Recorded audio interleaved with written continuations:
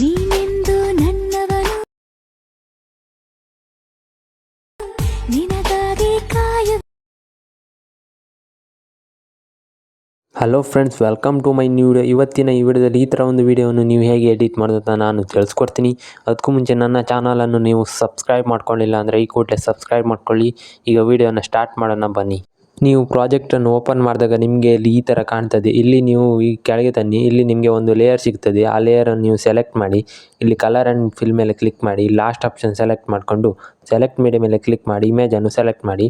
ಈಗ ನೀವು ಇಲ್ಲಿ ಬ್ಲೆಂಡಿಂಗ್ ಆಪ್ಷನ್ ಮೇಲೆ ಕ್ಲಿಕ್ ಮಾಡಿ ಇದನ್ನು ನೀವು 50%ಗೆ ಇಡಿ.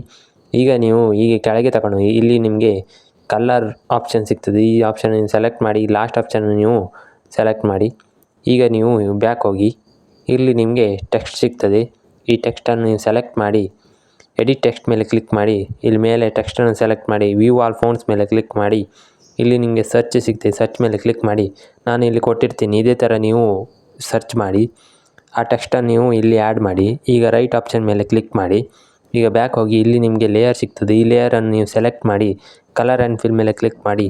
ಲಾಸ್ಟ್ ಆಪ್ಷನ್ ಸೆಲೆಕ್ಟ್ ಮಾಡಿಕೊಂಡು ಸೆಲೆಕ್ಟ್ ಮೀಡಿಯಾ ಮೇಲೆ ಕ್ಲಿಕ್ ಮಾಡಿ. ಇಲ್ಲಿ ಇಮೇಜನ್ನು ಆ್ಯಡ್ ಮಾಡಿ. ಇದೇ ಥರ ನೀವು ಎಲ್ಲದಕ್ಕೂ ಇಮೇಜನ್ನು ಆ್ಯಡ್ ಮಾಡಿ.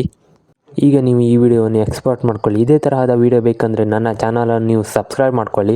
ಹಾಗೆ ಈ ವಿಡಿಯೋ ಹೇಗಾಯ್ತು ಅಂತ ಕಮೆಂಟ್ನಲ್ಲಿ ತಿಳಿಸಿ. Thank you for watching. Bye.